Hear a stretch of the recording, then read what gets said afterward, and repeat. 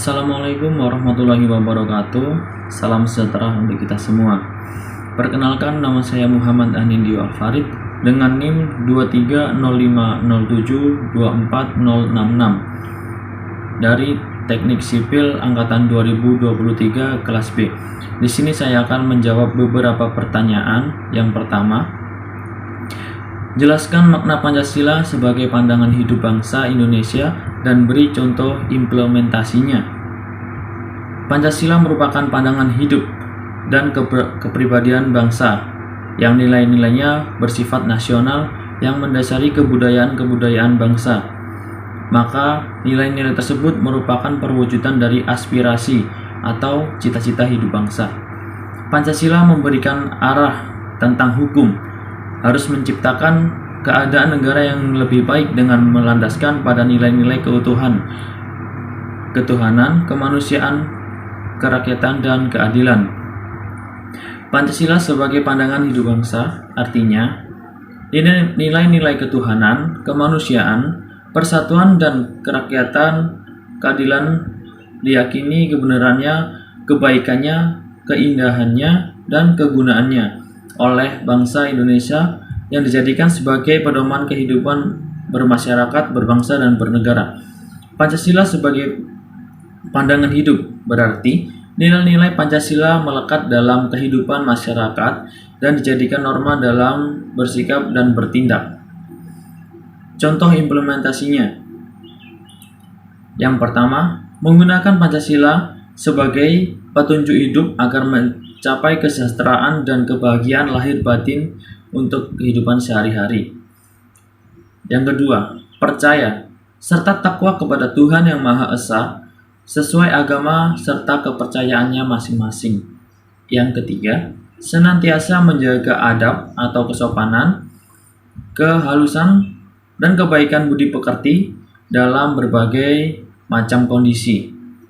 Yang terakhir, cinta pada tanah air untuk menjaga persatuan dan kesatuan di tengah masyarakat karena menyadari bahwa diri kita bertanah air yang satu, tanah air Indonesia. Pertanyaan kedua, sejarah mencatat bahwa Belanda menguasai Indonesia kurang lebih 3-5 abad. Sebenarnya sudah banyak perjuangan yang dilakukan bangsa Indonesia untuk mengusir penjajah dari bumi Nusantara. Namun, perjuangan tersebut tidak berhasil. Coba jelaskan apa yang menjadi sebab perjuangan bangsa Indonesia tersebut tidak berhasil. Perjuangan bangsa Indonesia mengusir penjajah sudah berlangsung cukup lama, sejak masa kekerajaan. Kedatangan bangsa-bangsa Eropa pada abad ke-16 awalnya hanya untuk berdagang rempah-rempah dan sambut baik. Namun, lama-lama mereka menerapkan kolonialisme dan imperialisme yang ingin menguasai Indonesia. Karena pada masa itu, Indonesia merupakan negara penghasil rempah-rempah di dunia yang memiliki nilai jual tinggi. Sehingga muncul perlawanan kepada negara penjajah di berbagai daerah. Kondisi tersebut berlangsung cukup lama. Sebelumnya, akhir proklamasi kemerdekaan Indonesia 17 Agustus 1945. Ada beberapa faktor yang menyebabkan kegagalan, yaitu yang pertama, perjuangan yang masih bersifat lokal atau daerah yang belum secara serentak. Yang kedua, secara fisik menggunakan senjata tradisional seperti bambu runcing, golok, atau senjata tradisional lainnya, sehingga kalah dalam persenjataan. Yang ketiga, dipimpin oleh tokoh-tokoh karismatik seperti tokoh agama ataupun bangsawan. Yang keempat, sporadis atau musiman. Yang kelima, efektifnya politik atau adu domba, David et Empire. Yang keenam, perlawanan tersebut tidak menambahkan hasil, bahkan selalu gagal dan dapat diberantas oleh penjajah. Yang terakhir, pada waktu itu mereka berjuang bukan untuk Indonesia merdeka, akan tetapi Bagaimana cara mereka untuk mengusir penjajah dari daerahnya tersendiri? Pertanyaan nomor 3. Setelah Pancasila berhasil dirumuskan, BPUPKI membentuk Panitia 9 dan bersidang pada tanggal 22 Juni 1945 yang pada akhirnya menghasilkan Piagam Jakarta. Namun, Piagam Jakarta ini menuai pro dan kontra antara golongan nasionalisme dan agamis. Coba ceritakan apa permasalahan yang menjadi pro dan kontra tersebut dan bagaimana solusi dari masalah tersebut. Adanya Piagam Jakarta tidak lepas dari sidang BPUPKI pada tanggal 29 Mei sampai 1 Juni 1945 yang tidak menemukan titik terangnya. Hal ini dikarenakan terdapat banyak pendapat dari berbagai tokoh yang berbeda dan muncul perdebatan antara golongan nasionalis dan tokoh Islam. Sehingga akhirnya dibentuk panitia kecil yang menjadi perantara antara golongan nasionalisme dan tokoh Islam. Dalam perkembangannya, Piagam Jakarta sempat mengalami perubahan dan munculkan kontroversi. Setelah pelaksanaan proklamasi kemerdekaan Indonesia pada tanggal 17 Agustus 1945, terjadi perubahan isi dari Piagam Jakarta. Saat itu, Muhammad Hatta didatangi oleh perwakilan rakyat Indonesia bagian timur. Mereka datang untuk menyampaikan pendapatnya bahwa ada beberapa wakil Katolik dan Protestan yang merasa keberatan dengan salah satu kalimat dalam Piagam Jakarta tersebut. Kalimat tersebut berbunyi, ketuhanan dengan kewajiban menjalankan syariat Islam bagi pemeluk-pemeluknya. Menanggapi pendapat tersebut, akhirnya Muhammad Hatta mengajak beberapa tokoh untuk melaksanakan rapat sebelum dimulainya sidang PPKI. Setelah ada perusahaan isi, Piagam Jakarta kemudian diubah namanya menjadi Pembukaan Undang-Undang Dasar 1945 dan mengganti kalimatnya menjadi ketuhanan dengan kewajiban menjalankan syariat Islam bagi pemeluk-pemeluknya, diganti menjadi ketuhanan yang Maha Esa hingga saat ini. Pertanyaan yang keempat. Jelaskan secara singkat proses terbentuknya nilai, norma, dan moral dalam masyarakat. Negara. Permasalahan-permasalahan sosial selalu ada dalam suatu masyarakat ataupun negara. Untuk mengatasi permasalahan-permasalahan sosial tersebut dibutuhkanlah yang dinamakan dengan moralitas dan hukum. Baik moralitas dan hukum dalam arti masing-masing ataupun moralitas dan hukum sebagai satu kesatuan. Fungsi perumusan hukum moral yang satu, mewariskan himpunan kebijakan dari zaman dulu kepada generasi sekarang dan yang akan datang.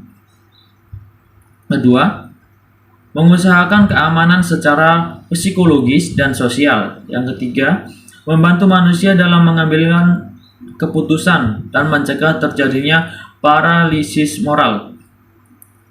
Keempat, membantu manusia untuk mengenal kekurangan-kekurangan dan kegagalan-kegagalan sehingga manusia dapat memperbaiki diri sendiri. Kelima, membagikan pengalaman supaya bisa terciptanya tingkah laku personal dan sosial. Tahapan diciptanya moral-moral bersumber pada nilai-nilai moral masyarakat. Yang pertama, cara. Kedua, kebiasaannya. Yang ketiga, tata kelakuannya. Yang keempat, adat istiadat. Dalam rangka pembentukan sebagai lembaga kemasyarakatan, norma-norma itu mengalami beberapa proses. Yang pertama, institusionalisasi. Yang kedua, internalisasi. Dengan demikian, terciptanya sebuah nilai moral dan norma dalam suatu masyarakat. Pertanyaan yang kelima, pertanyaan terakhir. Bangsa Indonesia sepakat untuk menjadikan Pancasila sebagai ideologi. Namun ternyata di masyarakat juga berkembang ideologi lain selain Pancasila, seperti ideologi liberal, kapitalis, sosialis, sampai ideologi yang berbasis agama. Menurut Anda, bagaimana seharusnya kita memposisikan Pancasila sebagai ideologi dalam kehidupan berbangsa dan bernegara di tengah ideologi-ideologi lain yang juga berkembang di masyarakat? Upaya menjaga dan menguatkan nilai-nilai Pancasila di masyarakat dapat dilakukan dengan 3 hal yang melalui pendekatan budaya, internalisasi, dan di semua level pendidikan, dan penegakan hukum terhadap hal-hal yang tidak sejalan dengan nilai-nilai Pancasila. Pertama, nilai-nilai Pancasila perlu dikuatkan dengan pendekatan budaya.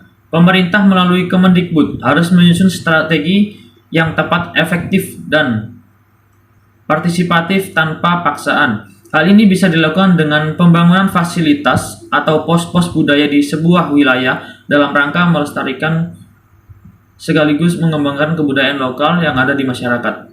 Kedua, menguatkan nilai-nilai Pancasila di sektor pendidikan. Generasi muda adalah masa depan bagi ideologi Pancasila saat ini. Paparan ideologi radikal mulai mengancam generasi-generasi muda kita.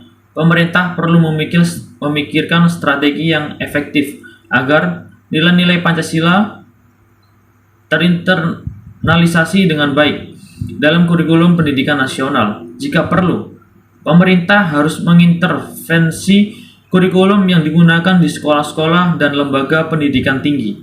Tidak sedikit sekolah-sekolah mengabaikan kurikulum berbasis nasional, khususnya yang terkait dengan pengetahuan kebangsaan dan kebudayaan. Yang ketiga, penegakan hukum.